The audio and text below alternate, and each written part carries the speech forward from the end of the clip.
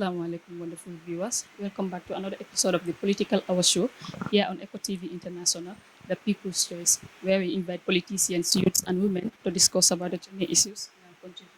And today, our esteemed guest is Saikou Sawo, one of the aspirant in the Gambia here.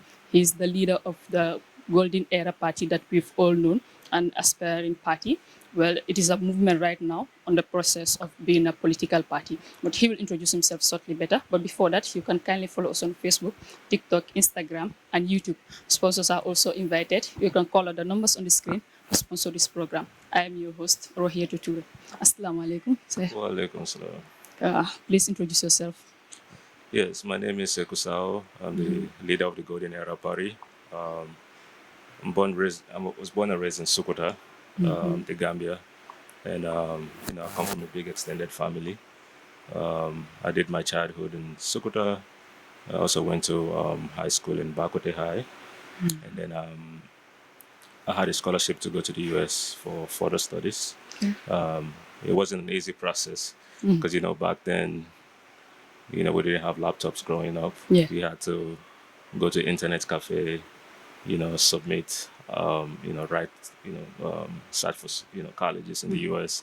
But, I grew up from a modest family. My parents never been to school. Okay. My dad never been to school. My mom was a middle school dropout. So, but I always wanted more for myself, and I took my academic very seriously. So that also opened, the gate for me, to go outside for studies. And, so when I went to the US, I did my bachelor's and master's there. And I also took care of my family back home in the Gambia. It wasn't easy because, coming from a big extended family, it's like all eyes on you. They want you to help back home. They're looking forward to, you being the person to change, their lives. So there's a lot of hope. So I lost my dad when I went to the US, 2 years after I went to the US, because I left, I was 16 when I graduated high school. So when I went to the US 2 years later, my dad passed away. So I took a lot of responsibility at a very young age. So when I went to the US also, it wasn't easy. The scholarship didn't cover, my accommodation expense and everything else. Okay. So I had to, work multiple jobs to make ends meet, take care of my family back home, siblings, relatives. I also helped, some friends with their pants. It's not easy in the Gambia. I also joined the Army. I'm a U.S. Army veteran now. That also helped pay for my school. I worked in corporate America, and then from there I transitioned into my own company. It was a technology and business consulting company. And then from there, I also relocated back home. It's been 4.5, 5 years now of being in the Gambia. So I'll stop there. Yeah, I know that's it. Yeah, your journey is really interesting and Yes. inspiring too. Yeah. And my condolences to your father too. Thank you. Yeah. And now about your movement, Golden Era Party. Yes. Can you please tell us what inspired this formation and the inspiration behind the name Golden Era Party? Yes, that's a great question. We called it the Golden Era because, I grew up here and it was very limited opportunities, and there's still limited opportunity here in the Gambia because most of the youth after high school or middle school, they don't even know what's next to do. Yeah. And then even if they find a way to go to school or start a business, it's very challenging. You have to work hard and not enjoy the fruits of your labor. This is how I left Gambia. So when I came back home, it's still the same limited opportunity. People are finding it hard to get a job. And I'm talking about college, university graduates. It's not easy to get a job. And then even if you find a job, these are not good paying jobs. You can't even sustain your day-to-day living with that. So it's tough. So when I came back home, I noticed, I have family members that died going to Barkway. These are my cousins. They didn't make it. I have friends from Sukuta. They went through Barkway. They didn't make it. So when I came back home, I did some investment. Mirrored is one of our flagship investments. Created jobs. I created about 50 full-time employment. But I noticed that's not enough. Yeah. When I left Gambia, the issues that were plaguing this country still persist till today. So it's like something has to be done. What I've done individually is just a drop in the ocean. There's still a lot of unemployed youth. The women are still struggling. Definitely. You go to different communities, they still don't have accessibility to clean water. And these are gardeners. There's no cold storage. So the post-harvest production they're actually in deficit. So you go to the grassroots to do your own survey? Yes. Impressive. I have. And those are the issues that has been ongoing before I left Gambia. So you can imagine after 11, 12 years, those are still the issues we're facing today. So that's why Nena and I co-founded the party, and it's called the Golden Era Party, because we're going to challenge the status quo. We're going to find a different way of doing things. And when I say challenging the status quo, it's not to start arguments, it's not to instigate chaos, but it's to say, hey, the policies we've had before, they're not working. Everyday Gambians are still struggling. Yeah. We need to devise a different way of doing things. We need policies that would impact, everyday Gambians. They need to see tangibles. They need to see cost of living come down. They need to see changes. Unemployment should be a thing of the past. Women shouldn't have to struggle for water in Combo. Healthcare, is still an ongoing issue.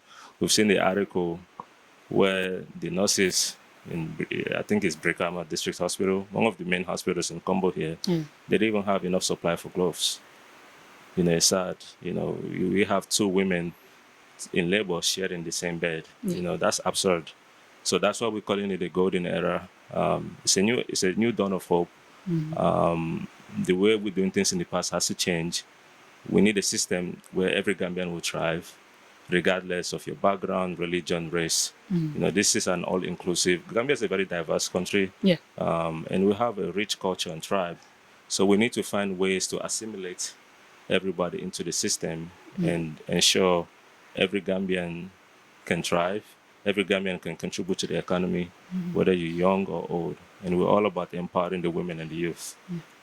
Yeah. So what are your core visions in the next 5 to 10 years if you are elected to power? So in the next 5 years, our main goal is to tackle the 9 main issues that came up during the surveys. Because if you look at our G9, which is the Golden 9 agenda, we did a survey from West Coast region to LRR, MBR, Central River, Upper River.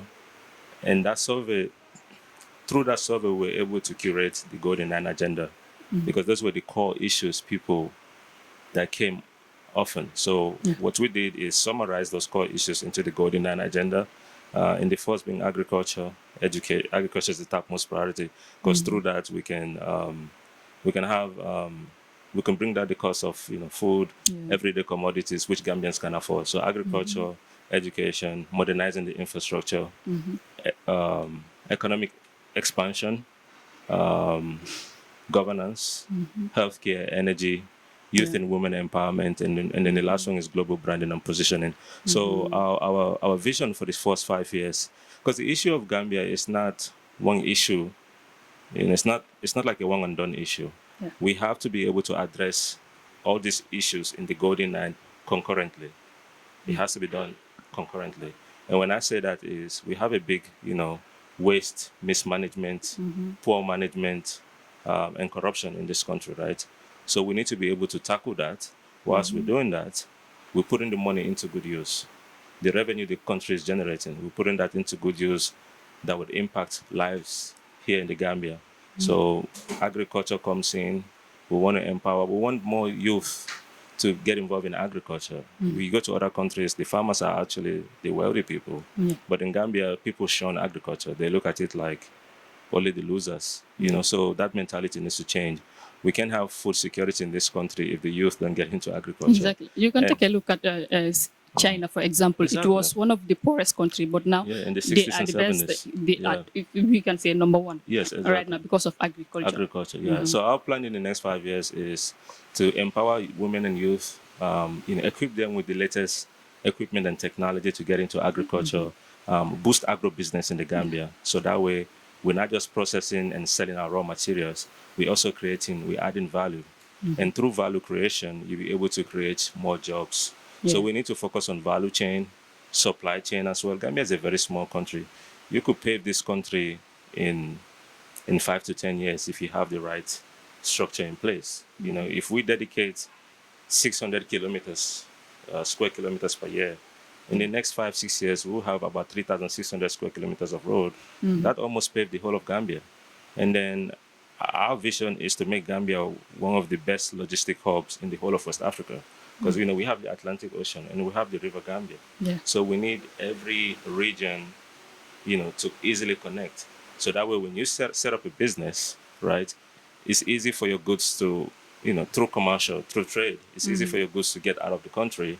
We need that internetworking, from the farmers. They should have easy accessibility to, equipments, technology, cold storage, and then also how are they going to be able to export any surplus to outside of country, because we need more trade. Our GDP is barely $3 billion per year. And then if you look at countries like Senegal, they have a GDP of about 32 billion, right? $30 billion. And this year alone, Senegal is projected to have an increase of 10% in GDP growth. That 10% is roughly 3 billion, right? Of 30 billion. So their projection this year alone is our entire GDP. And if you look at our GDP, roughly 25 to 30% is remittances too. So if you look at the Gambian economy, so it's it's weak, it's frail. So we need more productivity, and we can only get that by intentionally providing the infrastructure, giving the youth easy accessibility to loans, grants, and also creating social economic zones where they can empower, a lot of this economic activity to happen. So this is our vision for Gambia. We need good roads. We need infrastructure. We need to modernize how our country looks. Yeah. We have a big, sanitation problem, hygiene, and that's because we don't have proper planning when it comes to, waste disposal. And we can actually turn those waste into value. You have other countries in West Africa, they're able to have a clean country, and at the same time, they're processing their waste for biofuel.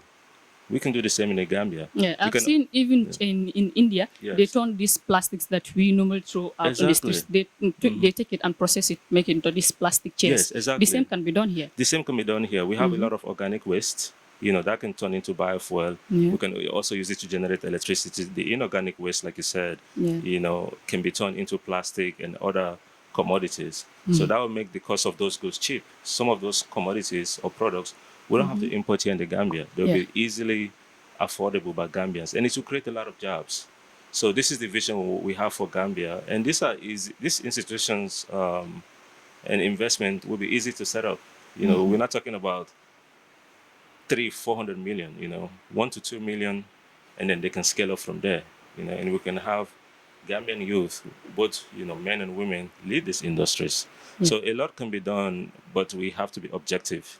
We have to focus on the goal. We have to have a clear timetable, a timeline. Like, hey, this is our target. Once these institutions are in place, this is what we need to do every 6 months to make sure, those deliverables are met. Those targets.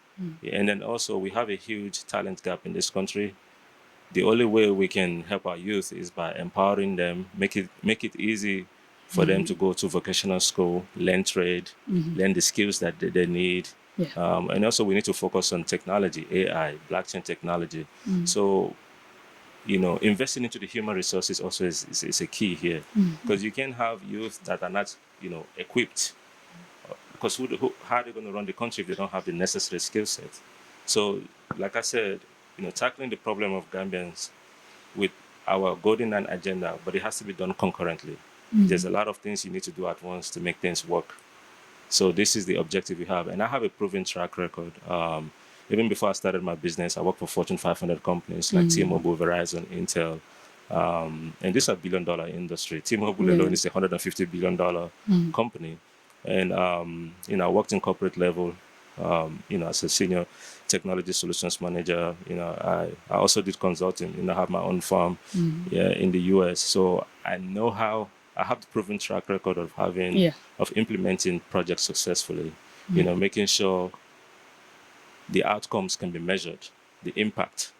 So I come from that background. I come from that experience, and I'm not saying I have all the answers, but we want to work with, intellectuals in the Gambia that also know how to execute projects. Yeah. They have a proven track record. And the reason why I even, Nene and I co-founded this company, she also comes from a business background. She's had a successful business. She cares about women. Yeah. She's very empathetic. And when it comes to women, she's all about empowering women, showing them, hey, even if you're a woman, you can achieve a lot. Definitely. You don't have to be confined by any stature.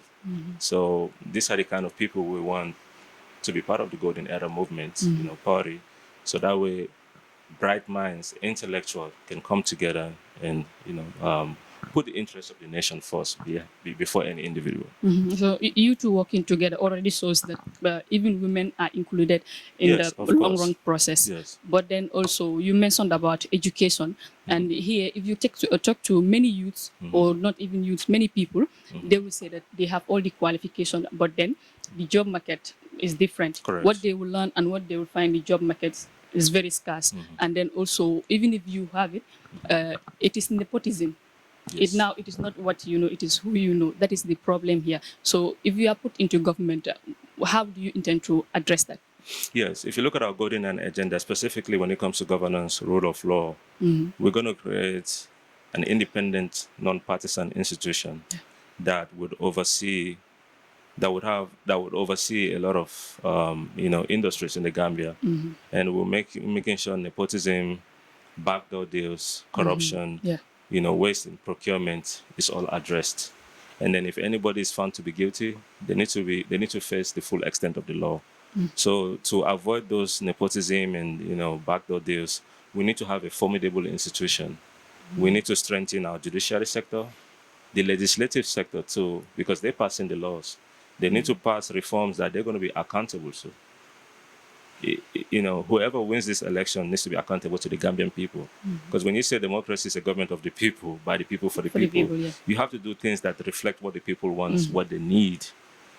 So it's not a self-enrichment program.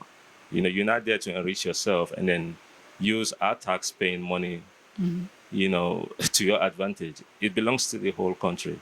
So we want formidable institutions that will put the interests of the nation first. So if you look at our governance, it addresses all that. So we need a lot of reforms in the Gambia to ensure whoever comes in power, regardless of their party alliances, they'll put the interests of the nation first. So we need a strong judicial system. Our courts needs to be free from partisanship. Just implement what the law says. That's all. And then when it comes to the youth not having a job, it's because Gambia we don't have a thriving middle class here. You're either among the 5%, and when I say 5%, working in the government sector and abusing the resources there, or you happen to be one of those few that went overseas. We have like those outliers. They went overseas, they made something for themselves. I'm part of those that came from the diaspora community. So you're either one of those 5% or among the 95% that is just there at the bottom, just no middle class. So, and that's the issues we're facing. It's hard to have good, equitable foreign direct investment in the Gambia because, we have infrastructure problems. It's hard for, a good foreign investment to be done here because we don't have good road network. Our policies, even the systems we have in place, is not well defined. You have to go through, hoops just to know what the process is to get X, Y, and Z done, to get certain licenses done. And it's not a level playing field. The rules are different for certain individuals. So if you want to be serious about foreigners coming to invest, you need to invest in your people, get them ready. So that way, when that investment comes, you already have the skills to fill in those gaps. Yeah. So this is what we want to do differently. And as a country, you should know, how many graduates are into STEM, are into finance, are into, so that way you know what institution you could create, so that way they can easily have jobs. Yeah. So that's why it's important to do surveys, analyze those data, and evaluate where the government can come in and add value. If more people are into science and engineering, obviously you need to create an ecosystem where engineers can thrive. Like recently, was it last year or early this year? Senegal, Mercedes-Benz, which is one of the largest car manufacturer in Europe, they, I believe they just opened or launched a plant.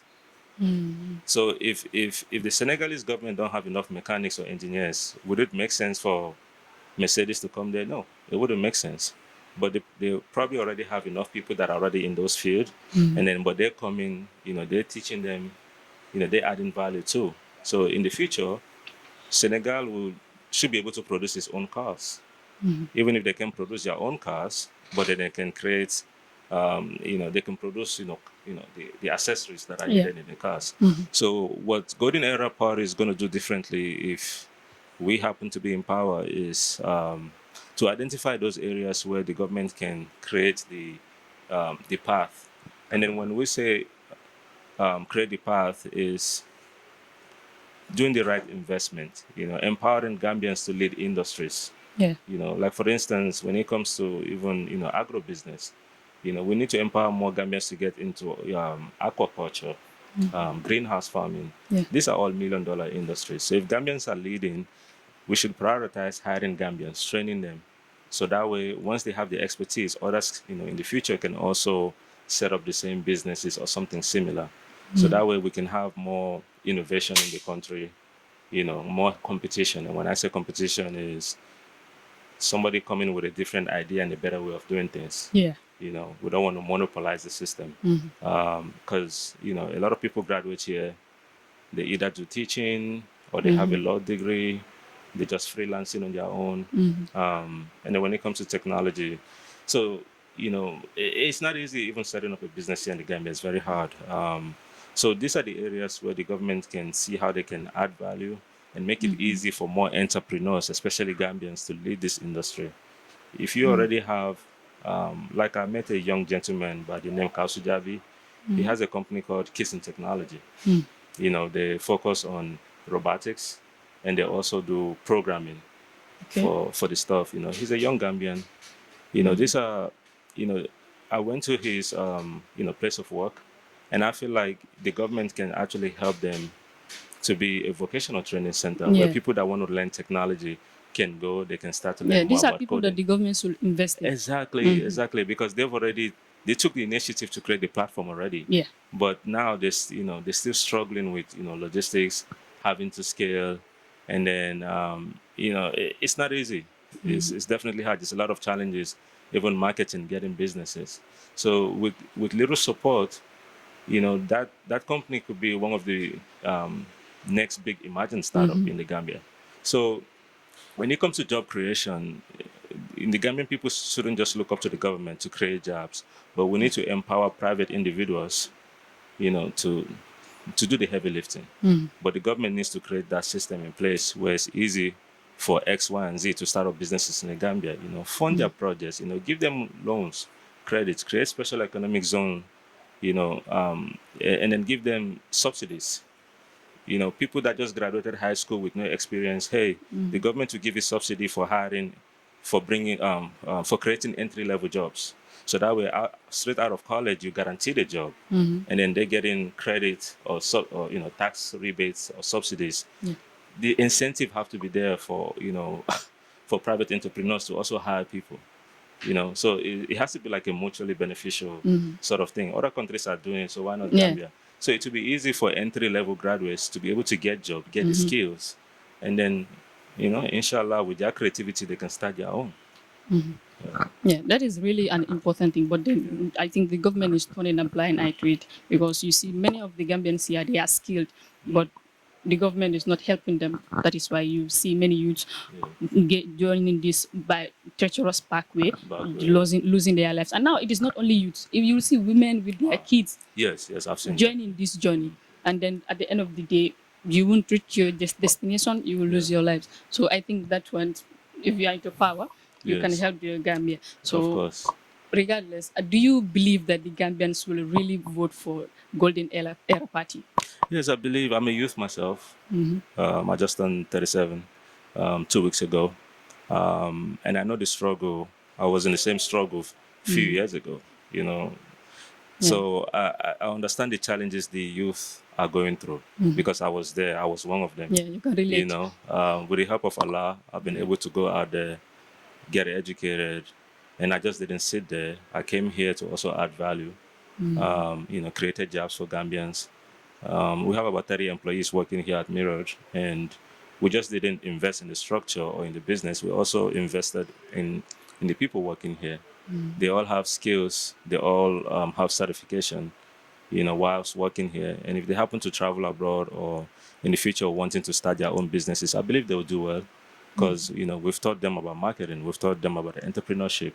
We've taught them customer service, you know, and we've helped them refine their skill set. So anywhere in the world they go to, they will definitely add value. So this is the creativity and innovation each Gambian needs. I didn't wait for the government to solve it. I'm out there doing it. So we need more Gambians to have similar mentality, similar mindset. We don't have to wait for nobody, you know. So we are appealing to the youth. You know, they should know more about our agenda. If you go to our website, we have a live radio station that discusses our agenda in all the 8 different local languages. Mandinka, Soninke, Wolof, Jola, Fula, Sere, Manjag. So there's no excuse for no Gambian to say, "Oh, we didn't know what the agenda is about." It's, you know, and every week we have a weekly program that focuses on different agenda. So that we want every Gambian, when we say agriculture, how we, you know, what are the root cause? Why is agriculture failing? And what are the policies we want to implement to ensure it's successful? So we're not just making empty promises. We're telling Gambians, hey, this is the framework of how we can have success in agriculture, how we can have success in healthcare, you know, education. So all those are laid out. And anybody with common sense would know, yes, if these policies are implemented, they can be feasibly implemented. We're not just making empty promises. We did our research. We know it's doable. We've seen other countries, you know, similar or a little bit larger in size than Gambia, because Gambia is one of the smallest countries, and they're doing just well. So we need to create a paradigm, you know, we need to create a paradigm that is implementable and that would work for Gambians, that would easily create jobs, that would help modernize our infrastructure. So we are appealing to the youth to learn more, to participate in our, you know, community engagement and events, and hopefully we can win their hearts because we're intentional. We want change. You know, I'm a veteran. You know, I'm from the U.S. I could have just turned a blind eye and not even participate in politics. You know, I'm not a politician. I'm an entrepreneur. But if we all sit on the sidelines waiting for change to happen, it's not going to happen. If you want change, it needs to come from within yourself. You need to. There are things you need to fix as an individual to want change to happen. Exactly. It's like you want to be successful, you got to put in the work. You want change to happen, well, the youth need to get into politics. So this is why I decided to get into politics. And I'm just focused on the issues that Gambians are facing. I'm not here for divisive politics. I'm not here to argue with anybody. It's just, hey, this is what I can do. This is what the party can do. And with the help of all Gambians, we can fix our issues ourselves. Yeah, but you know that there's a saying that many people say that a politician has a sweet mouth. Yeah, they have sweet mouths. If they want something, they'll promise you this and that, this and that. But at the end of the day, if they are put into power, they'll forget all those promises and then just feeling in their pockets and their family. So how do you intend to address that, or how will you convince the people? I mean, alhamdulillah, so far I've been able to, you know, sustain myself and my family. I've empowered a lot of people, not just me. My siblings, my mom, because my mom used to be a housewife when my dad was, you know, still alive. But, you know, when she became a widow, she's in the U.S. now, but, you know, she has a job. She learned, English language, Yeah. and she took some courses, but now she can work, she can earn living on her own. And then my siblings, they're also doing something. One is an accountant, he's actually going to school for his master's. The other one has enrolled, and I've behind the scenes, I've helped countless people. And when I came to Gambia, obviously I've been here for 5 years now. I've helped people in private, right, and publicly. So my intention is clear. I'm not here to. So far, I've gotten into life. I've gotten so far in life by just pure hard work. Yeah. I didn't have to steal from nobody. So I have the same intention for Gambia. I want Gambia to be known as one of the best tourist destinations. I want Gambians to be proud of their country and not to be looked down upon. Because if Gambians themselves are not even proud of their country, do you expect foreigners to give us that respect? So this is what I'm trying to change. So like I said, I'm an entrepreneur. Yeah. I got into politics because I feel like the youth shouldn't sit on the sidelines anymore. They need to be part of the change. And if you look at Gambia 45 and under, it's about 65%. Yeah. So we have a very youthful demographic. So we just can't sit on the sidelines anymore. And I'm the voice of the youth. The issues the youth are facing, I've been there before, a decade ago. I know what those issues are. So I want that change to happen. Yes, I can do a lot of things on my own now. Yes, I'm in a better position in life, but what about our neighbors, our brothers and sisters that are still in the struggle? How can we empower them? If we create policies that empower you today, you never know. In the future, my kids can benefit from that. Exactly. So this is the mentality I have. So that's why we need to work together, fix our country. And for GEP is different because we believe in accountability. When people give you their votes, they put you in position of power. You have the authority to change things, and you should be accountable to them. And if you're not there to deliver what you've promised, step down. Yeah. So for GEP, accountability is one of our core principles. We're there to work for Gambians, and we should deliver to Gambians. We should be held accountable. If I tell you, hey, we're going to create roles, we're going to provide jobs, and within 2 to 3 years, nothing is being done, there's no action plan, there's no way to measure the value. Yeah. Like, hey, these people are actually saying what they're doing. Then, obviously, we're not working. You don't have to wait for 5 years. Any person with integrity should just resign because you're not fit for the job. Yeah. You're not just there to sit there and stay in power, but you're not delivering for the people. So GP is different because we believe in accountability. We believe governance means service. When you're governing, you're there to work for the people. It's not the other way around. You're not doing Gambians favor because you fix their roles. It's a mandate. You should do it. That's why they voted for you. So this is the principle, and this is our core belief. Yeah. So saying for ngajal election our first approach kan nan by IEC declare ko 2026 5th of December will be election. But then for say ngajal party bale banko kanja the likes of DOI, UDP, other parties fana. So saying for atoli alba consider kan pour ka coalition no keba wala ka alliance form. There's one problem sort of it to start with a dialogue. Because I like to be very like that. I like to be telling is very important. Because Gambia party form, you can follow control malafi corruption after falling the and guess what? They go to the party, the same party. Me along they don't want transparency in Malafi, they want corruption to continue. How can you align yourself with that? But Kabribe Local and Eco, you want to change that system.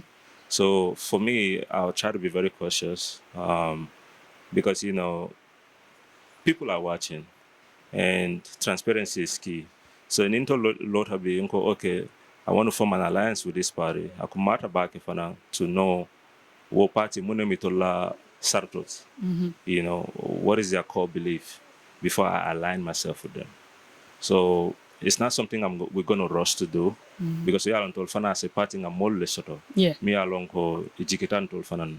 So, but right now GP as a party until we are focused on our base. Until agenda means after government you will follow. build our base, connect with the people. Tolmang Koronto coming a coalition of form. That's not the focus right Yeah, now. but for party mal approach in pro coalition like what? Yeah, we're open to dialogue. Nim party and total approach. We're going to listen. We're going to look at what the party stands for. Jumali Mila party leader Tifana. Is this somebody me along is trustworthy? Yeah. So Ningo Obe Jubeng Ajeko, yes, it makes sense. It's an alliance, yeah. Because we want change. We want the Gambia.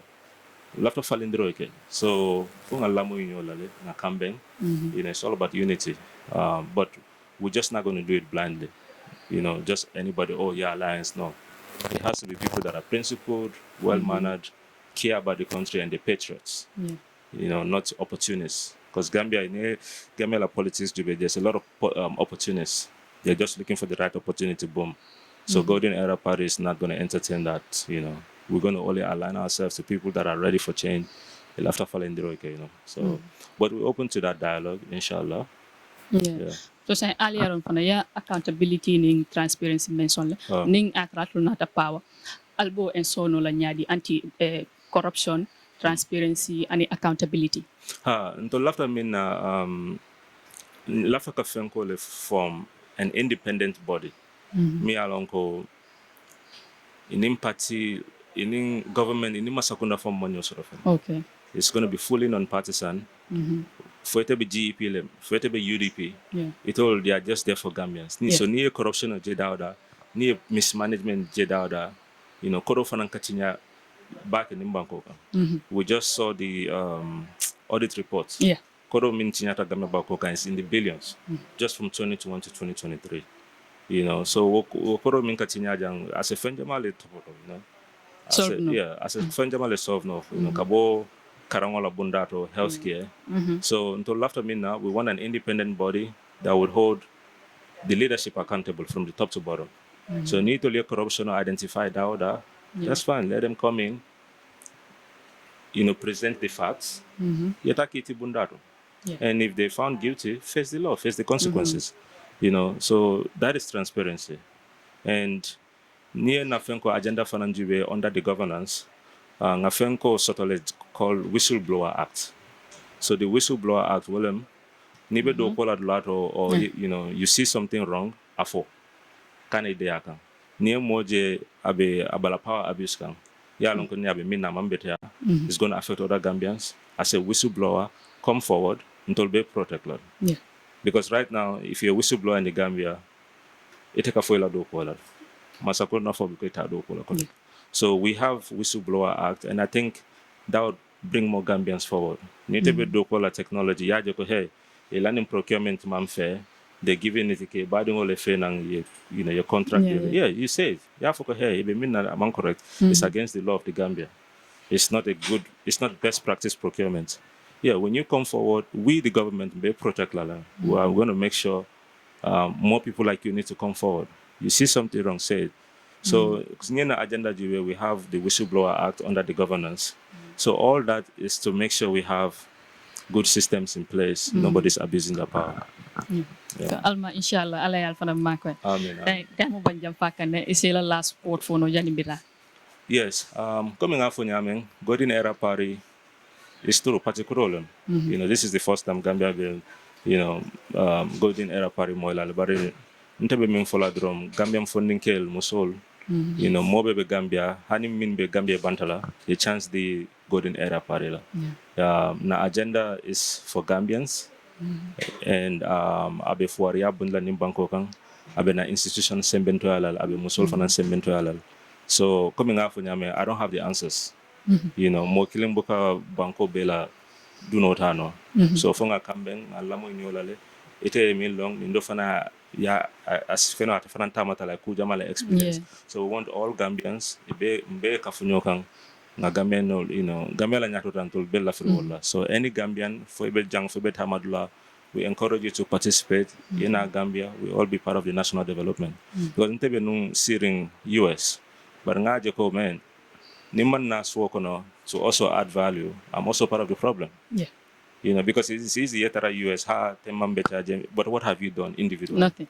Yeah, nothing. So you have to be on the ground to make changes. And Amanda Wola, nga party fanam form, we want to take it to a national level.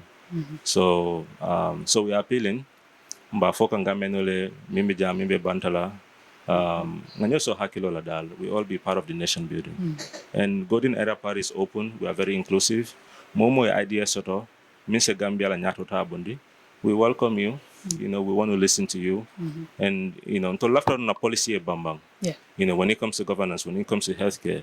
So you can be somebody mi alonko ye healthcare understand back. Sa foko onko mbala agenda jube kanem bar man ninje. Is there a way Yeah. I'll send it ad no pruka bamban. Exactly. So we are open to every feedback. Yeah. But we are also focused on a better Gambia.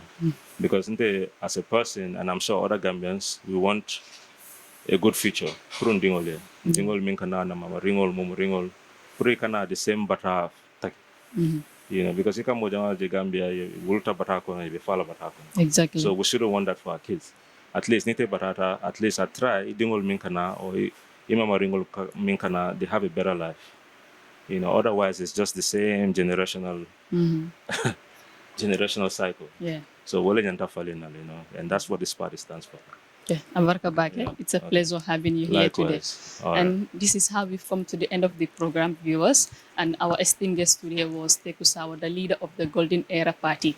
So till next week, inshallah, I am your host, Rohedi Toure. And I would like to thank my camera crew, Maimuna and Usman Bay. Thank you very much.